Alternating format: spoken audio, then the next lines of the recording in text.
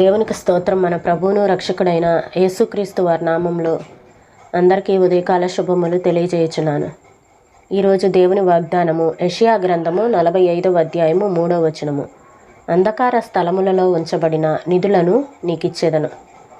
కొన్నిసార్లు మన జీవితంలో చీకటి లాంటి పరిస్థితులు ఎదురవుతూ ఉంటాయి. అంటే చీకటి లాంటి అనారోగ్య సమస్యలు, చీకటి లాంటి వేధింపులు, చీకటి లాంటి పరిస్థితులు, చీకటి లాంటి సమస్యలు, చీకటి లాంటి శ్రమలు ఇలాంటివన్నీ కలుగుతూ ఉంటాయి.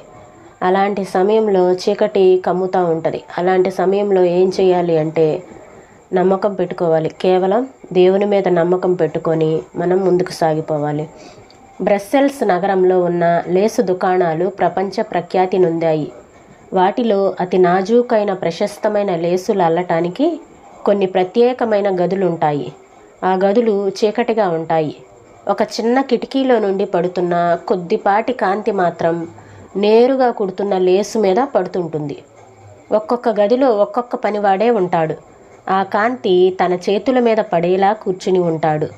ఈ పద్ధతి వల్ల అపురూపమైన లేసు డిజైన్లు తయారవుతాయి. అల్లేవాడు చీకట్లోనూ డిజైన్ వెలుగులోనూ ఉంటే అందమైన లేసు తయారవుతుందట. మన జీవితపు అల్లికలో కూడా ఇంతే. కొన్ని సమయాల్లో చీకటి కమ్మేస్తుంది. మనం ఏం చేస్తున్నామో మనకు అర్థం కాదు. మనం అల్లుతున్న డిజైన్ మనకి కనబడదు.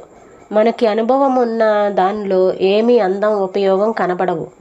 అయినా మనం నమ్మకంగా పనిచేస్తూ నిస్పృహకి, అలసటకి తావీయక, అనుమానం లేక విశ్వాసంలో, ప్రేమలో సాగిపోవాలి. దేవుడు ఎప్పుడూ కనిపెడుతూనే ఉంటాడు. నీ బాధలో నుండి, కన్నీళ్లలో నుండి అందాన్ని సృష్టిస్తాడు. దేవుని సంకల్పం అనే మగ్గాలు తిరుగుతున్నాయి. ఆయనకిష్టమైన నేత నేస్తున్నాయి. వచ్చే మడతల్ని, కలిసే నల్లదారాలని అయిష్టంగా చూడకు.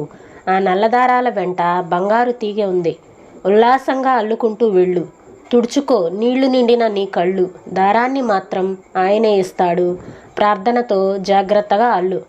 ఈ మాటలను ప్రభువు మన వినికిడిలో దీవించునుగాక.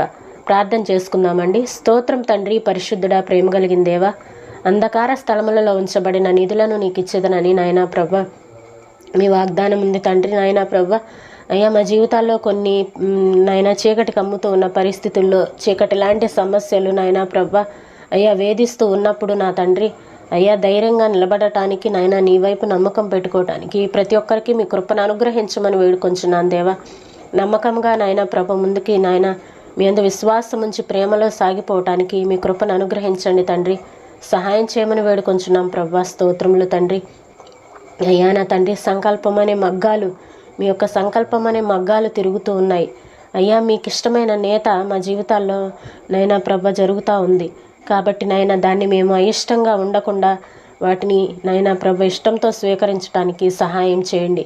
ఈనాటి ఈ శ్రమలు, ఈ సమస్యలు నైనా ఒక దినాన పరిష్కారం అవుతాయని మేము గుర్తించి, గ్రహించి ముందుకు సాగిపోవటానికి మీ కృపను అనుగ్రహించమని యేసయ్య పరిశుద్ధమైన నామంలో అడిగి వేడుకొంచున్నాం తండ్రి. ఆమెన్.